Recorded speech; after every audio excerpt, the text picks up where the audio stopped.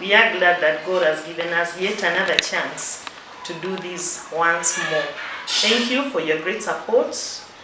Most of you have subscribed, you've liked, you've shared, and I encourage you to do it more and more so that our channel can grow better and better.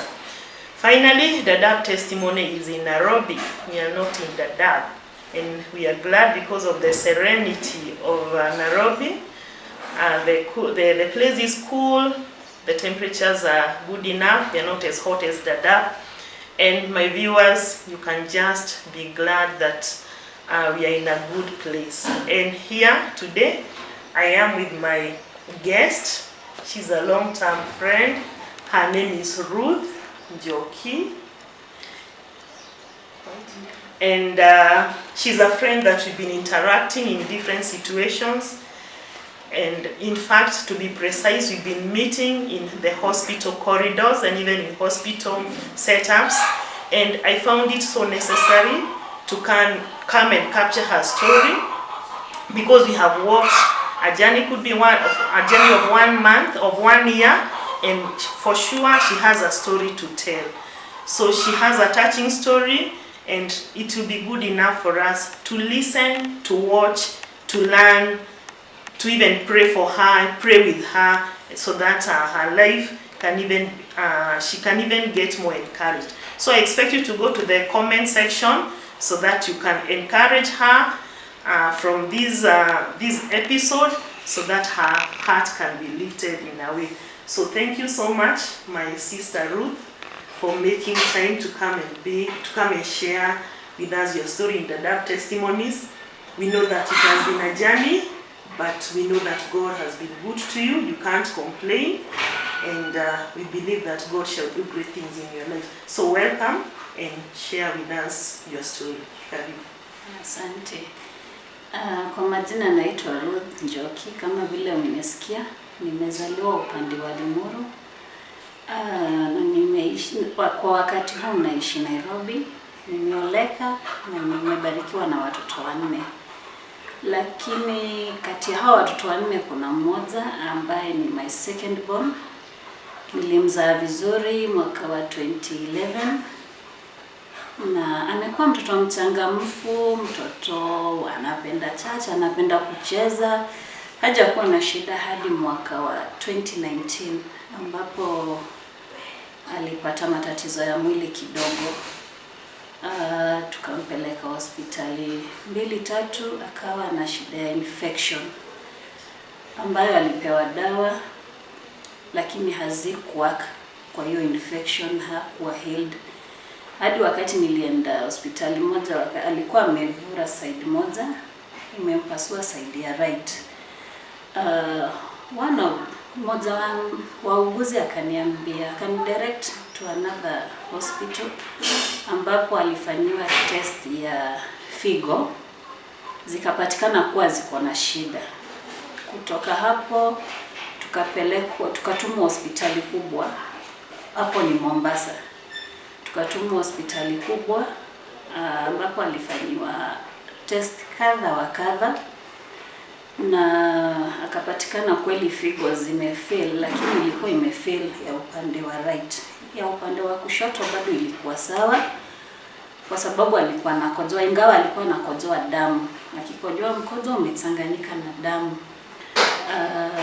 Ndio tukafanya test 2-3 na akaanzishwa madawa. Wakati alianzishwa madawa, tukakaa hospitali wiki 3. Kwa hizo wiki 3 wakaona kwamba hakuna improvement, hapati nafuu. One of the daktari ambaye alikuwa anamuona akasuggest kwamba tuanze dialysis. Dialysis ni kuoshwa damu. Wakati figo hazifanyi kazi, kuna ile mashini inasaidia kutoa ule uchafu, kwa sababu wakati haukojoi kuna uchafu ambao unabaki ndani. So wakati huo akatuambia kuna type 3 za catheter. Kuna permanent, kuna temporary na kuna peritoneal. Akasema peritoneal ndio nzuri kwa watoto. Na sisi tulikuwa tunataka the best juu ni mtoto. tukakubali, baba yake akakubali na wakaendelea. That ni tarehe 4 mwezi wa 5 akapelekwa theater, akawekwa peritoneal catheter, akarudishwa ward. Wakati walimpeleka theater, kuna test alifanywa before kwenda theater, zikaonyesha creatinine zilikuwa 1200 zimeshuka to 900, so zimerudi chini. Daktari akasuggest asifanywe dialysis that day, wangoje waone kama atapata mkojo ama zitashuka zaidi. Ikafika kitu saa 10, mimi nikamwacha, manake nilikuwa na katoto kadogo, nikarudi nyumbani nikamwacha na babake na wakalala hiyo usiku. Lakini usiku iliyofuatia, that is Sunday, wakasema wanataka kumpeleka dialysis, lakini atafanywa dialysis ICU for 24 hours na tukalipa. Wakati tulilipa na mimi nilikutana naye around saa 3 wakikimbia naye wakimshukisha kwenda ICU. Nikauliza kuna shida, hapo anaweza kupumua vizuri kwa sababu alikuwa anasaidiwa kupumua, alikuwa amewekewa hewa. Nikauliza na mbona mtoto apumui vizuri? Kaniambia ni vile tu maji imejaa kwa kifua, after dialysis 1 hour atakuwa relief. Tukaenda akaingizwa and tukaenda kungoja tukakaa for around 3 hours. So baada ya masaa 3 daktari akakuja akatuambia wako na bad news na Cyrus anafaa kuwekwa kwa ventilator. Tunahitaji kusign form ndio awekwe kwa ventilator. Wakati sasa tuliambiwa hivyo, ilikuwa ndio ile wakati mgumu sana kwa maisha yangu juu mimi nilijua mtoto ameenda dialysis, sikujua maneno ya kuwekwa kwa ventilator ama atalemewa zaidi.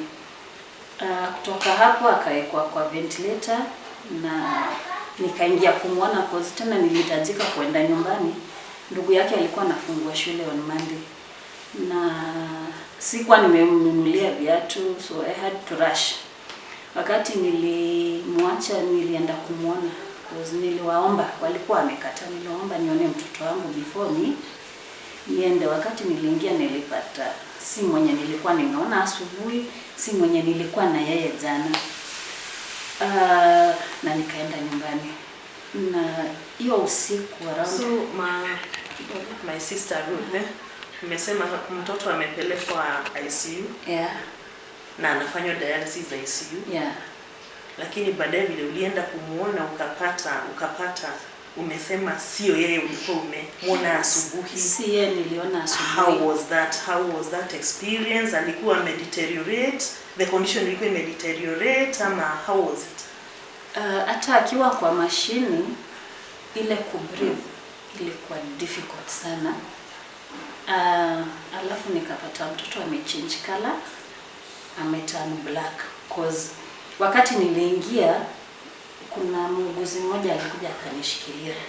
Nikamuuliza mbona unanishika, kwani mtoto amekufa? Mnatudanganya, mmemweka kwa mashini na wewe amekufa. Kaniambia hapana, atakuwa sawa. So mimi nikajipea nguvu and nikaenda nyumbani. Katikati around saa 8 nikapata call. Tunakuambia pole, huyo mtoto madaktari wamefanya nini? Juu ni madaktari wamemuua. So the call ilikuwa imetoka Limuru. One of my brother alikuwa amebaki na baba Cyrus. So yeye wakati waliitwa akaenda akapata mtoto amekuwa baridi sasa kila mahali. And chenye nilisikia oxygen ilikuwa imeshuka tu 1. So yeye alipiga simu akasema Cyrus is normal. So nilikuwa na wakati mgumu. What I did, niliwaambia nobody msinipigie simu na mtoto wangu hajakufa. That's what I know. Nimemwacha and I know hajakufa. Sasa I also need to understand this. Someone is calling you all the way from Limuru. From Limuru. That is In my grandmother. Nani alikuwa amesema amekufa? Who had passed this information all the way to Limuru? And yet could be the dad was in the child, na walikuwa hospitali. Kwani what had transpired? Because right now Cyrus is alive. Eh? Yeah, Cyrus alive. did not die. Hakukufa. Yeah. Hakukufa. Yeah. Who had come up with this conclusion? Okay, mwenye alikuja na hii conclusion ni my brother ambaye ananifuata. Waliitwa wakawekwa kwa karoom for a very long time. Sasa yeye wakarequest, babake akarequest juu hakujua, unajua umeitwa mtu kwa ICU, umeitwa na umewekwa hapa sasa. Hakuna kitu naambiwa, these people are busy, wanakimbia up and down. So yeye wakati wali request wamwone for the 10 minutes before daktari akuje, wakati waliingia walimfunua na wakasikia kwamba ako baridi zaidi, yani hata ametani huku ni black. So yeye akili yake ilimwambia mtoto amekufa, na ndio maana daktari hataki kutuambia. So yeye alipiga simu, I think na knowledge yake ama yeye aliona mtoto amekufa. Lakini wakati nilireceive ile call, because my grandmother called me. Yes. And I was like, my grandmother ananipigia saa hii kwa nini na analalanga saa 1, saa 6, saa 8. Nikamwambia msinipigie simu tena na mtoto wangu hajakufa. Na nikazima simu until the following day 6. Nilirauka kama nimeenda hosi. Wakati nilienda nikapata mtoto oxygen iko 100%. So nikashukuru Mungu. Nikashukuru Mungu for that. Kufika hospitali nikapata ile oxygen imepanda to 100. So hapo nikashukuru Mungu. Nikapigia wenye walikuwa wameniambia amekufa. Kaambia hapana, Cyrus bado yuko, lakini hapo kwa mashine. Sasa in katikati hiyo process, kwa sababu ile peritoneal catheter ndio ilifeli ikamlet to ventilator, akatolewa peritoneal akawekwa temporary sasa, ambayo ilikuwa kwa mguu, ikakaa for one month. After 1 month ikapata infection ambaye haikuwa mzuri juu hadi saa hiyo mguu inamsumbua juu ile infection ilipatikana pale juu ilikuwa kwa mishipa. So hatujui ilifika wapi na hatujui treatment yake ilifika wapi. Juu sometimes ukijaribu kuconsult daktari anaona ni kama unamsumbua, anataka tu muondoke, atakupatia tu jibu yoyote. After hapo akaendelea na dialysis na for one week.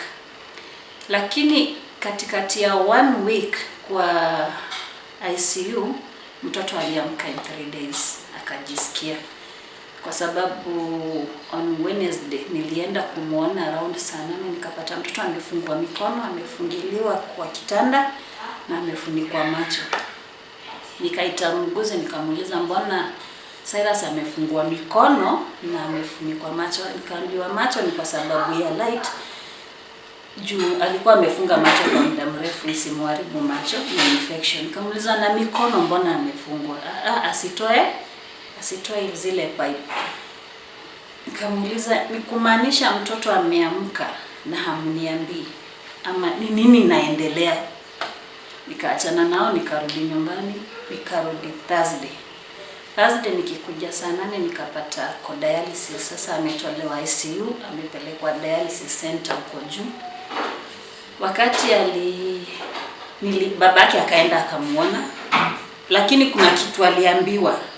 Akakuja akaniuliza utaenda kuona Cyrus? Cause mimi ilikuwa ngumu sana kwenda kumuona, nilikuwa na feel no, sitaki kuona hiyo damu ina circulate kwa mashine. Na nikimuona hakuongeleshi, ukimuita haitiki, hasemi chochote. Nikaenda hadi juu nikamuona, nikajipea tu nguvu, nikaenda nikamuona. After kumuona, muuguzi mmoja akakuja akaniambia, mama Cyrus, nataka nikwambie kitu na usiseme ni mimi nimekuambia. Kaambia sawa.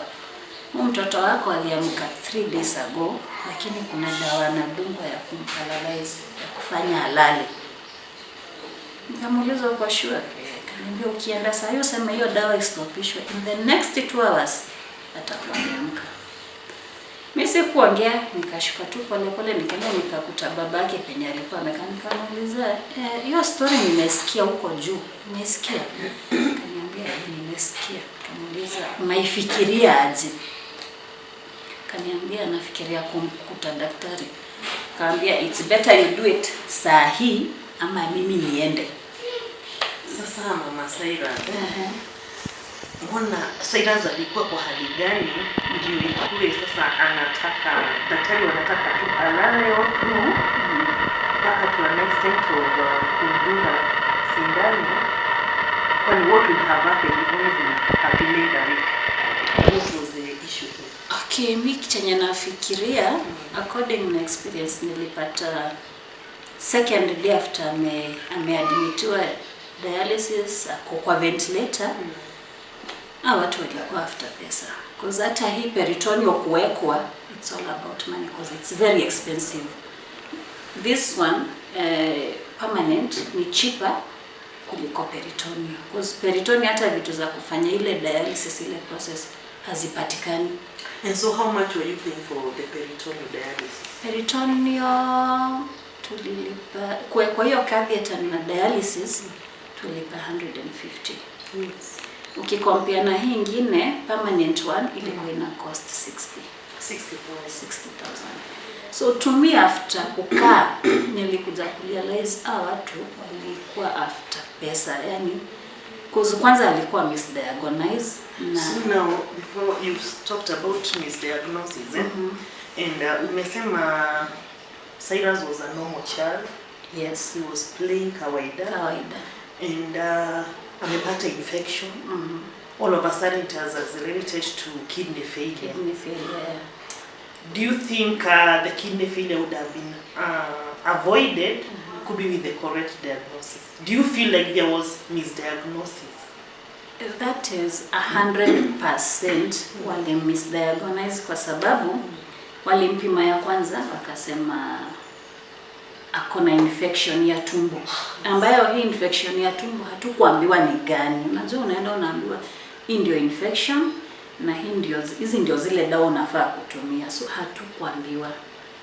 Tukaenda akamaliza dosi ya kwanza after 7 days, tukarudi after 7 days akapimwa tena akapatikana ile infection iko the same hospital, hatujabadilisha hospitali, akapewa dawa zingine. So akiwa katikati ya kumeza zile dawa ndio niliambia baba yake hapana, tunaweza badilisha hospitali to try ile a second opinion. So tukajaribu. Wakati tulijaribu wakamlaza wakatuambia Cyrus akona dengue fever. Watu wenye wanaishi Mombasa wanajua nikisema dengue fever naongelea ugonjwa gani because sijui jina nyingine, naijua dengue fever. So wakati alipatikana kuna dengue fever, ile hainanga dawa, wakisema haina dawa, ni painkiller, maji mingi, matunda. Inakuwa managed na kuna zile dawa wanapeana. Walimpea na akalazwa 3 days. After 3 days akawa discharged, tukaenda nyumbani. After 2 days nikaenda job, nikirudi nikapata mtoto ile nilikuwa nimesema ya kwanza amepasuka one side, amevura. Nikarudi hapo nikauliza hii inaweza kuwa ni shida gani na msumbua. Mmoja wao ndiye alikuja akasema hii nafikiria ni kidney ziko na shida, figo. Ndio tukatumwa pale tukafanywa test, tukapatikana kabisa kweli ziko na shida. Yeah. So now that is how it was established that he has kidney failure. Yeah, kama kidney failure. Fine. So tukirudi penye tulikuwa ya kwamba mtoto anadungwa sindano so that he would fall asleep. Yeah. Yes. So ni nini iliendelea from there? From there wakati nilipata kwamba kabisa wanamdunga sindano because walikuwa wanatuambia atatolewa kwa ventilator. Mara daktari hajapatikana because mimi nilikuwa na insist kwa sababu nalipa cash. Ile pesa yote nilikuwa nayo nilipeleka wapi? Kwa sababu ukiweka medication zenye walikuwa wanatuwekea unapata bill ya 1 day 24 hours ina rate ya 300k. 300k when mtu wa biashara in a day, that is 1 day. Sasa I think mimi nikifikiria kwangu nikijiambia wangemtoa in those 3 days wakati aliamka, bill haingefika penye ilifika, kwa sababu ilikuja ikafika 2.5 million pesa ya Kenya yenye unafu. Sasa nilikuwa nitaanza wapi, nitamalizia wapi? Alafu hapa nikuja nipate mnadunga mtoto dawa alale. Wakati sasa niliambia Baba Cyrus, it's either you uende ama mimi niende. Akaniambia acha niende. Alienda akaongea na daktari, and wangeukali after 2 hours Cyrus alikuwa ameamka. Hivyo ndivyo aliamka. But sasa kutolewa ICU arudishwe ward na ilikuwa ni vita. Because akona hip ya ventilator, nataka watoe, wanapeana excuse leo na kesho alitolewa on Friday, akarudishwa kwa ward on Saturday. Sasa hiyo process ya from Sunday to Friday to Saturday now ndio ili reach to 2.5 million ambazo tulimanage kureza. Tulitoa yote yenye tulikuwa nayo, tukaishiwa. Mtoto anafaa kudischarge arudi nyumbani na hatuna pesa, tumeishiwa.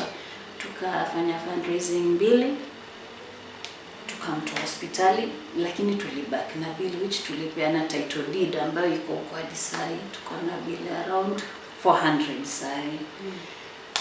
Na hapo ndio tukatoka Mombasa 2019 mwezi wa 9, tukarudi Nairobi to seek for more, tuone kama tutasaidika, kama kuna option B ama kuna daktari anaweza msaidia zaidi ya pale. Conversion akienda dialysis, conversion pressure iko juu, so tukawa tuko in and out hospitali. So hiyo nayo ni pesa nyingine, ukienda 60k, ukienda 50k, kwa sababu utapeleka mtoto nyumbani kama ajisikii ama ajielewi. Tumezunguka Mombasa hospitali kadhaa, tukatoka huko tukakuwa transferred to either Kenyatta ama Aga Khan.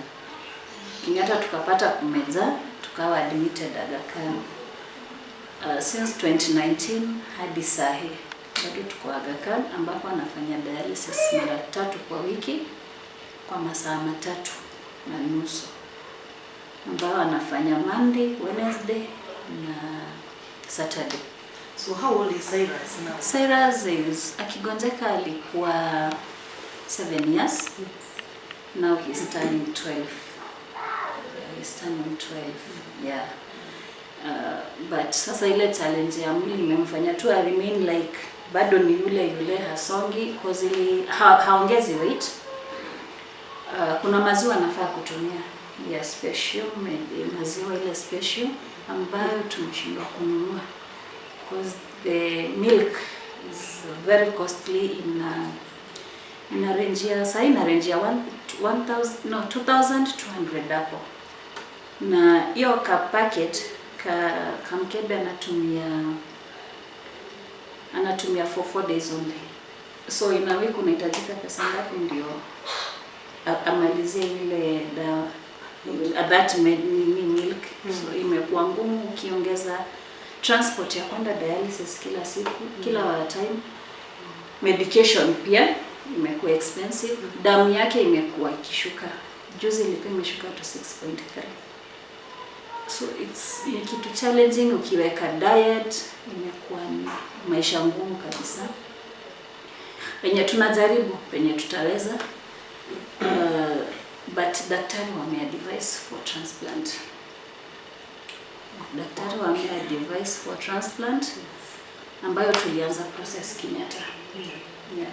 So okay, before we get to that level of transplant, mmekuwa since 2019 mmekuwa in and out of hospital, spending a lot of money. Of course it's even emotionally it's draining. Yeah. And what has been keeping you going? Wacha tuseme one, Mungu. God first. Second, niseme we have friends na wamekuwa wakitusupport. We have family members. Since day one, wasikia Cyrus amelazwa hospitali, wamekuwa pamoja na sisi. Cause 2020 mwezi wa 3 tulikuwa na fundraising back home. Juu tulikuwa tumeambiwa the best place anaweza kufanya transplant ni India. So tulikuwa tuna plan tunaweza travel. Lakini ile pesa tulikuwa tunahitajika ilikuwa mingi. Tulikuwa tunahitajika to be on the safe side 5 million. Ndio afanywe transplant kwa sababu tuko na donor already. Na tulikuwa tumefanya test kadhaa. Zilikuwa zimetumwa India na zikarudi. Lakini corona ikaingia. Wakati corona iliingia, you have nowhere to go. Hakuna kitu kingine unaweza fanya zaidi hapo. So tukaendelea tu na dialysis. Na hiyo process ya dialysis up to now. Last year ndio tumepata reference ya Kenyatta. Tulikuwa tumeenda hadi Moi referral. Tukakosa usaidizi. So somebody from Aga Khan akaturefer na akatupea direction. So tulienda huko na wakamkubali na tukafanya test. Tumefanya test 2 peke yake. Hizo test zinahitaji over 200k. Yeah. So ndio zikuwe complete zake na za donor. Alafu sasa tuingie to deposit pesa za transplant na za medication. Ndio sasa the next process iendelee. Wow. Yeah. We thank God for those 2 steps. Now you already have a donor? Yeah, we have a donor. Yes. Who is my brother. Yes. Ambaye ananifuata kwa umbali kidogo. He's the 5th one. Yes. Our family. Yeah. So huyo ndiye alijitolea. Hata tukiwa Mombasa alikuwa amesema kama watasema ni transplant, I'm ready. So wamefanya test za kwanza na za pili. Kuna zile tulifanya 2020. So haziwezi fanya kazi. So tumeanza fresh last year. But tumekwama kwa sababu tulikuwa na biashara imekwama. Unajua sasa hii ugonjwa inakula biashara. Mimi mwenyewe nilikuwa nafanya biashara nikafunga, nikarudisha vitu kwa nyumba na nikanyamaza because hauna otherwise. So I'm seeing 3 things here. That you have a lot of trust in God. That you feel that God has been keeping you going in this journey. You have supportive friends. Yes. Thank you so much to Baba and Mama Cyrus friends. Congratulations. God bless you so much for standing with this great family. It is not easy for friends to stick around you. Not easy. Most of them, they end up running away. Thank you so much even for their family. Even for the family that has been very supportive. God bless you so much. We are grateful. So, it's not easy to get a donor. It's not easy. What is this personality you feel is in your brother that makes him feel like, if you need a kidney donor, here I am? Yeah, mananga shida. Which is this attribute that you feel that he has, that is so striking, that he feels that, let me forego one of my kidneys and I support Cyrus. Okay, the truth of the story, it's a long story. Yes. Mimi ndo mama yao. Mimi ndo nimewalea. Yani most penye walikuja kujielewa, I have been there for them. So ile love ya alafu ni tumebond na yeye sana na anapenda watoto. So na Cyrus ni the best friend kwake. So they are like this. Huwezi separate Cyrus na the uncle. So na sasa hiyo nimekuwa like mimi ndo mama yao, kila mtu akitaka kitu sina kitu fulani and you are there kwa support. Hebu angalia ile camera, you appreciate your brother for that great sacrifice he's just about to make. Okay, my brother James anaitwa James Gitau. I salute you. I don't know how to pay you. Sinanga tu na nyamazanga hivi nasema Mungu tu ambariki penye yako na muonekane cause hananga ati nitafikiria. Even alituambia wakisema transplant, niko hapa. Bora mfanye test zikiingiana. Hata ninakaa na mbili za nini? Ni za nini kama kuna mtu atakufa? I have to save a life, ni baki na moja cause alienda kuuliza daktari. Nikiwa na moja hivi naweza survive? Kamwambia yes, utasurvive kwa sababu hii kigonjeka tutakutoa tukuachie moja. So akasema okay. Toa yangu moja, you give at least I save a life. Yeah, so nina appreciate sana. And he's a loving person and ako very much caring. James, I also salute you. Thank you for that great sacrifice. And I pray that God continues to give you good health and to even strengthen you to continue having love towards Cyrus. And we hope that the kidney transplant will be successful. And finally, Cyrus will live a very normal life. And he's going to be a blessing even to others. So thank you so much. So Mama Cyrus also wanted to understand. It is why do you think, what message would you send? Could be to a patient who needs a kidney and yet no one is willing to donate any kidney. Could be you can send a message to them. Okay. There are some people who may not be as lucky as you are. Some have been in dialysis for the longest time because they don't have a donor. Okay, huyo mwenye hana dona, what naweza mwambia, awe mwanaume, awe mwanamke, msichana, kijana, God is in heaven. Anakujua, anajua reason why anakupitishia njia. Kwa sababu wakati tulitoa kadi za kwanza za Cyrus, kuna mtu alipiga simu all the way from Mombasa, simjui, sijai muona, akasema anataka donate kidney kwa Cyrus. Tukamwambia already tuko na dona. Hata juzi alikuwa amepiga. Mulipata dona? Did everything go well? So huyo mwenye hana aendelee kutrust in God and God will open a way. Ajui nani atakuja, atatuma tu malaika na atamsaidia na life yake itabaki kuwa normal. So Mama Cyrus, you are lucky that you got a donor and we thank God for that. Yeah. It's not easy, but God has been so gracious to you. So can you take us through the preparations that you have on kidney transplant for Cyrus? Could be just a brief explanation of that. Okay.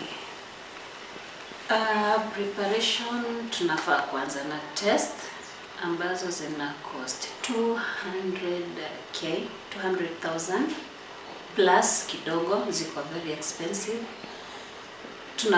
Kuna zenye tunafanya Kenyatta, kuna zenye tunafanya Lancet, unaweza tuma, na kuna moja tuliambiwa itatumwa India. Hiyo ina cost around 80 plus. We are not sure, tutajua tukifika hapo, but tumefanya za around 20k. So zenye tumeacha ndizo expensive, zenye zimebakia. Kuna zenye tumetumwaga kan, wakati tulienda tukapata test moja ina range ya 24k na mitatu zinafaa kufanywa huko. So tumekwama hapo, but the process yote itagharimu around 1 million. Kwa sababu kuna pesa tunafaa kudeposit kwa hospitali, kuna pesa tunafaa kudeposit za after transplant medication. So the whole process ita cost 1 million, ambayo ndio sasa tunajaribu kutafuta yenye hatuna, kwa sababu for 3 years we have been in dialysis. Tumeishiwa, tumefika mahali tu, unafika mahali unaulizana what next, utaanza wapi, utaenda wapi, but I'm hoping God will see us through and Cyrus will get back to his feet, kwa sababu penye amefika mwili yake inakuwa weak and weak. Every single day anaenda dialysis, mwili inakuwa weak, mwili imekataa kubalance. Kuna vitu huwa napima every month, unapata hii iko juu sana, iko chini. So is not balancing the way ilikuwa ina balance before. Miguu imekuwa wiki, imeleta shida. Kutembea pia ni shida. Kabla mke atembea aende mahali, ina take time. So tukaambiwa it's better if we do it now, as soon as possible. Tusipitishe, tusiende sana, asifanye more dialysis. So we are trying to raise up the fund by tumejaribu kufungua WhatsApp group, tuko na pay bill. So we are trying vile tutajaribu ku raise that 1 million. Akifanywa transplant, life will be easy, kwa sababu after transplant medication which is a bit cheaper than dialysis, kwa sababu dialysis one day inatukosa around 24k. Hata kama NHIF ina cover only dialysis, haikavi medication, haikavi transport, haikavi chakula. So hiyo yote ukiunganisha inakuwa very expensive. At the end of the month ukiweka hiyo hesabu yote kuwa na daktari, test, we are spending almost 100k every month. Na sasa hatuwezi save ile 100, we have to kumpeleka kwa sababu ana survive na mashini. Akifail moja hivi then he is normal. So our worry is tuendelee kuna hiyo dialysis, tukijaribu kutafuta another option ya kumsaidia ama any other source of tunaweza pata tu hiyo pesa, maisha yake itarudi back to normal na ataweza hata kurudi shule cause anafaa kufanya grade 6 next year. So amekuwa nyumbani. Wow. So dear viewers, you've heard the appeal for our sister Ruth, who I fondly call Mama Cyrus, because God has brought her this far. It is not easy, it's a journey, it's a difficult journey. So we are appealing to anyone out there, if you're at a position to could be sent, could be 100 shillings, 200 shillings, so that they can actually realize that amount and they get their child back to his feet. It will be it will be of a blessing to this family. So Mama Cyrus, before we could be give out the pay bill number and could be your telephone number. Could be you can talk to a parent who is going through the same difficulties. Yeah, their parents who are still going through the same. They have to take their children for dialysis thrice in a week. The child may not have to go to school every day because they have to attend the dialysis sessions. Yeah. What encouragement did you give to them? Chenye naweza waambia ni wewe mwenyewe ujikubali and ukubali in your situation ambayo niko. Because mimi tangu Cyrus agonjeke 2019 up to 2020 mwezi wa 10 ndio nilikubali kweli huyu mtoto aligonjeka na sina otherwise, hii ndio maisha, na nikamwambia Mungu, give me that strength. So whoever, when maybe unapitia challenge different than yangu, God is in heaven. Everything just mwachie Mungu, kwa sababu the way Cyrus ana survive, the way ali survive, the way anakula, the way anaenda dialysis is not about me. It's not about baba yake juu anafanya kazi, no. Like mimi niko kwa nyumba, so I'm not working, but Cyrus hakosi basic needs za kila siku. So it's only to trust in God and wewe mwenyewe kujipea hope. Usipojipea hope, nobody else will give you hope. People will watakuongea nje, watakudiscourage, watakwambia kama ni mimi ningemtupa huko. Kuna mtu mmoja aliniambia, acha nikwambie Mama Cyrus, mimi ningekuwa na mtoto kama huyu, ningekuwa nilileta kitambo nikamwacha, ama nikienda nikamweka mahali na nikaenda. Nikamuuliza, why did you do that? Sina hiyo roho ya kuvumilia. So you need to be strong. Na in that process ya kuwa strong, God first. God is, I think yeye ndio the key. Na kitu kingine ya kuambianga Mungu ni asante.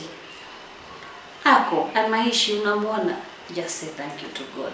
Na that one will utajipata we are out of that. Na move on easily and smoothly, kwa sababu mimi watu wengi wananiambianga mimi siwezi, the burden you are carrying I can't. Naambia mimi nilizoea, it's a normal, nimeichukulia ni normal, ama ni vile mimi mwenyewe ningegonjeka singejitupa, no, singejiachilia, no, vile ningejishughulikia. I'm also working on that. So ni kujipea Mungu na kila kitu ni always God first. Before everything, God first. Mimi hata akitoka akienda naambianga Mungu, fika kabla afike. Yeah. Kwa sababu ni wengi wanaingia kwa mashine, after 10 minutes unasikia story nyingine. Ni wengi wanaenda hawafiki, amekufa tu akiwa kwa barabara. But I was looking history ya corona, wakati walitangaza nilipata tu stress once, alafu nikajiuliza ni stress ya nini, na God knows Cyrus kama alitoka ICU, kama alitoka from 1% to 100% oxygen, then who is God? nikaangalia vile watu wamekufa, vile watu wanasema huyu alikufa corona, aligonjeka leo, jana hayuko.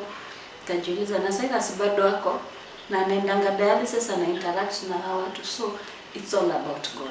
Si mimi, si baba yake, na si anybody else. It's all about God, kwa sababu Mungu ndiye anajua kwa nini unapitia what you are going through, na akona kusudi na akona sababu ya kukupatia hilo jambo ama huo mzigo. Kwa sababu asidhani Mungu anaweza kukuwekelea mzigo ambao hawezi kuubeba. Lazima anakupima, anaona mzigo huyu atawezana naye. So ukiona uko na hiyo challenge ama any other challenge ambao unapitia, just remember God has a reason and a purpose for it. Amen. Amen. So we thank God for that encouragement.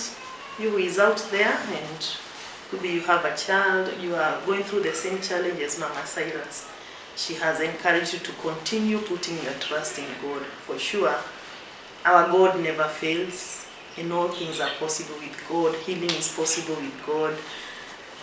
Rising up to your feet again is also possible with God. So we believe that God is going to work out a miracle in the life of Cyrus.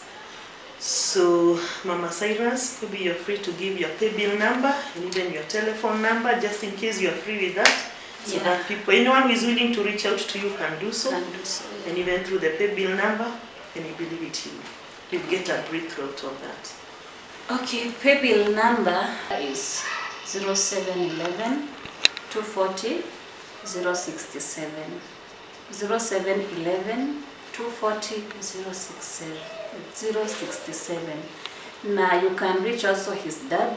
The number is 0722 871 065.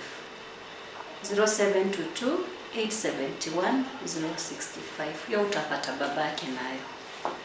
Nashukuru. Thank you so much, Mama Cyrus, Karibu, for making time and coming to share the story and experience of Cyrus. Yeah. We are grateful that you even came to the Dab testimonies. Asante. The Dab has come as far as Nairobi, and we are grateful that you're even able to reach out to people in Nairobi, Kenya, and we believe that you are going to be a blessing then to more and more people.